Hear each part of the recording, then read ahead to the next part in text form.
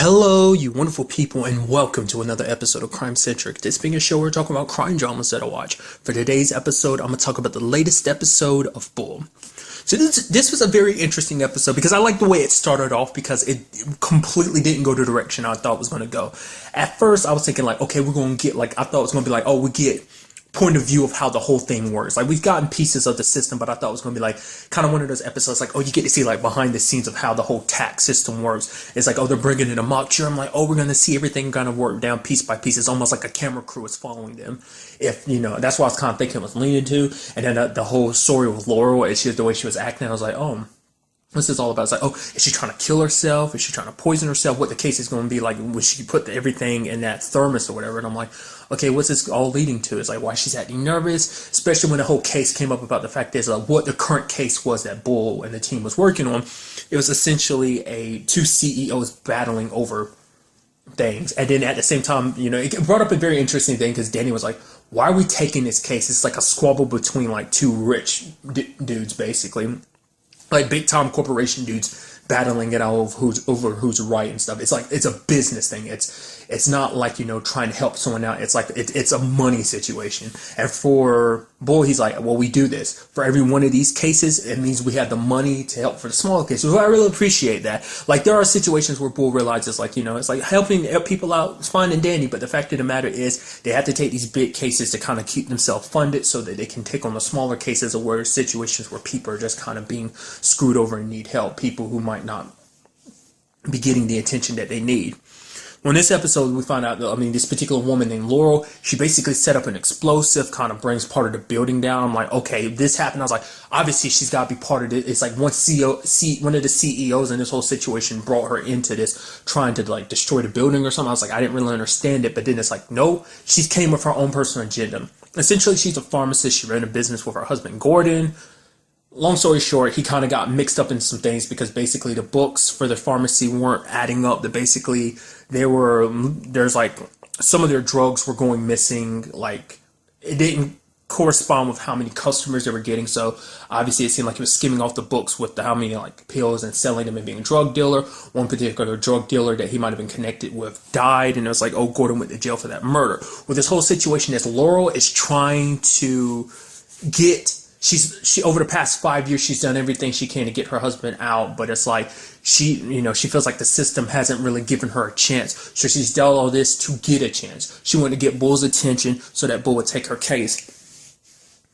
Bull was like, if you had just come to me, I would have taken the case, but she's like, but you never took my call. So it's kind of like, never really got an answer to that. So it's like, I don't know.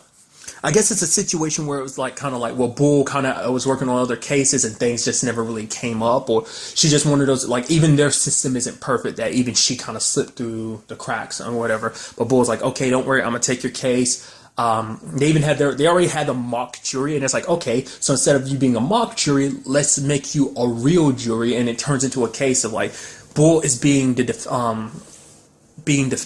and then you have Benny being the prosecutor. You even have Chunk as the judge. And I really appreciate just the banter back and forth because it's like, you know, they're asking all these, like, setting things up. And Benny's like, you know, Bull is like, objection. And Benny's like, wait. So you don't want to concocted this whole world for this, you know, fantasy trial we're running through because this isn't a real trial, but I can't be the one to make up details for. And he's like, Your Honor, talking to Chuck, like he's literally ridiculing your court. And Chuck is like, I got the gavel. Do not make me use it. It's just, I love the little bits of humor where sprinkled into obviously a very serious episode, especially just kind of what they do best. But essentially kind of skipped over the main point. The point is that basically all this, whole situation with Gordon being arrested came down to the testimony of a particular cop. That cop was Danny. It was back when she was in the FBI. In fact, it was the last case that Danny had worked on. Essentially, she went undercover and she was the one that pointed the finger at Gordon, but she never was able to testify against him because, essentially the guy Weinbach, the ADA at the time was like, hey, well, I'm sure he's still the ADA, but he was like, oh, don't put her on a stand. Because what this all trails back to is essentially people are starting to think that Danny was dirty because the fact is that she didn't show in for her check-in. She didn't take, a drug test. So it's kind of like, oh, she didn't meet up with her handler and stuff like that. So they started thinking like, oh, they couldn't put her on the stand because they didn't think she was a reliable source, because if the defense had access to that information, they would have ripped Danny apart, which is something you see Bull do, which is very interesting because we've never seen Bull kind of turn against someone. Like, obviously, it's a situation where Bull is kind of like, not everything is brought out to the surface. It's kind of like, don't ever believe the client type of situation. So even in this situation, like, even though Danny's someone he's close to and trusts, it's like, don't believe him because there's going to be things that they hold back. And Danny did hold back. She talked about the fact is that she did, like, because the question came up as, oh, well, how sure are you that you saw Gordon? Well, the fact of the matter is, you looked through a little crack in the door and all that, that's fine and dandy, but were you high on drugs? And she was, because she had to take drugs, because it was a situation where it's like, if they don't take drugs, they look even more suspicious, and she was trying to fit in, to get close to this guy. She spent months trying to trail after him. She didn't get to sleep much because, like, he wasn't really big on sleep because he's too paranoid and just loves guns and stuff like that, what she was saying. But essentially, like, she put a lot of time and effort into this case. And the sad thing is, like, you really see Bull ripping into her, and you had everyone. You had Marissa, even Benny being like, yo, don't do this, Bull. But Bull saying, like, he's doing it for Danny's sake, that this is going to help her out, that she has to confront her past. Because the entire time, Danny's just kind of huffing, puffing. Like, I think it's because what you end up finding out is that basically her being high and everything, like, this was the last case she worked on before she left the FBI. So it's like, oh, maybe she left because of all the suspicion around her. Marissa's like, there's no way Danny's not like that. And Bull ends up revealing at the end of the episode, he knows Danny isn't like that. He knows that she's a good cop, that she's trustworthy.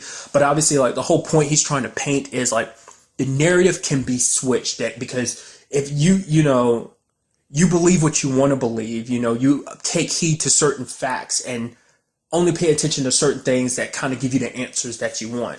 Because it turns out, twist is Gordon is guilty. I was wondering if that was going to be the twist in this. Like, at first they found Gordon not guilty, but then Bull kind of stopped everything. He was like, so let me ask you this question, like, the fact is, he turns to Danny. It's like, the only reason why they turned on Danny is because her testimony was brought into question. But he's like, what if I took things a little step further and showed you how good of a cop Danny is, and start telling her, like, oh, tell her what she saw about the suspect, named his weight, his ethnicity, his height, what he was wearing, what gun he used, and in what particular hand.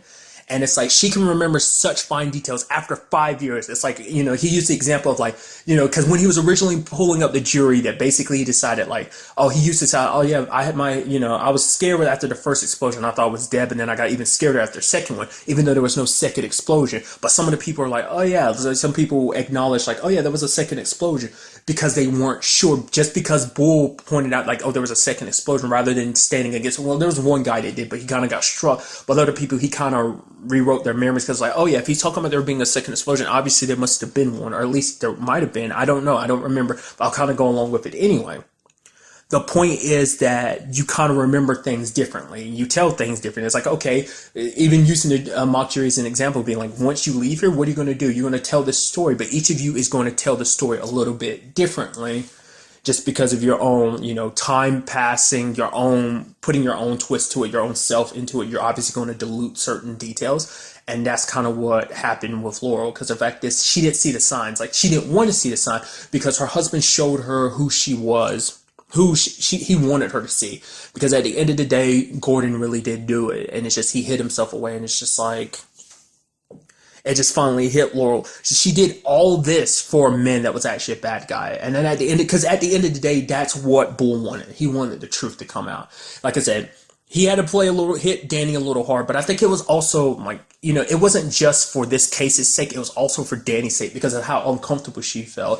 Because the fact is, the FBI left, like, kind of kicked her aside, because they were like, it's like they didn't think they could trust. They didn't realize how much of a good cop she was, how dedicated and hardworking she was at her job. And it was because they were all second guessing her, but Bull's like, I never second guess you. I know how good you are at your job. And I think in a sense, it seemed like Bull wanted her to kind of, like, have confidence in herself. It's like, she kind of regretted that whole position, because because, like, she left the FBI because it seemed like she knew everyone kind of turned against her, didn't believe her. But now Bull was like, no, I know you're good at your job, and like, I trust you wholeheartedly. So I think it was also about getting Danny to have trust in herself, to believe in herself, to kind of move past her past and not let it kind of define her, or, define her as a ex-FBI agent. Danny is who she is now. This whole team is very different than the FBI, because the work they do is very important too, because it helps a lot of people, And in this case, it helped Laurel too. I mean, granted, she didn't get the answer she wanted, because she wanted to be like, oh yeah, Gordon was innocent, they were wrong, but it's like, no, she was wrong. But at the very least, she deserved the right, she needed the right to know the truth, that she was holding up and waiting for a man who was a killer. Because even Bull was like, I wouldn't worry about him. You're so worried about him dying in prison because of like people associated with the guy he killed. But it's like, no, he's a killer. Right? He can handle himself a lot better than you think he is. And it's like, I'm sure Bull and them are going to pull to help with Laurel's situation. But still. But it's kind of a situation. It just makes the whole situation sad, because it's like you went through so much, you did so much for the sake of your husband, because you wholeheartedly believed that he was in the right, but it turns out that sadly he was in the wrong. So this is also kind of like I just said, when you break it down, there's a lot of interesting things in this episode. For one, obviously getting a look at Danny's past. I keep bringing it up. I love it because they're tackling people's past. And that's what I love. I love to like delve into characters. That's my favorite things about shows. To me, that's what, because you had argued like a lot of police dramas and police procedurals as well as dramas are a lot of the same. But to me, what distinguishes them are their characters, their background, their stories, their personalities. And I think that's where the show shines the most, is like each of these characters with their own personality. So the last one we really need to delve into it all would be Cable.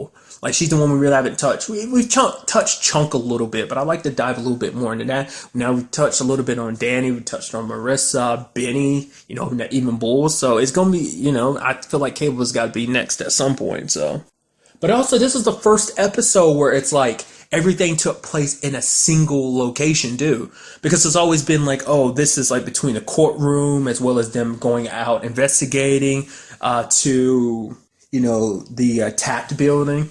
I'm wondering if by the time the next episode happens, will everything be cleaned up or not? Or will it be a situation of like, I don't know. I think it'd be kind of cool if that in the next episode, it's like, yeah, we're still on the construction trying to fix everything from the explosion and everything. So overall, just like a very good episode. Just like I said, the story isn't what I was expecting it to be, but it turned out to be just an interesting tale altogether. So it doesn't appear to be an episode next week at the very least. I'm not actually sure how many episodes are going to be in this season.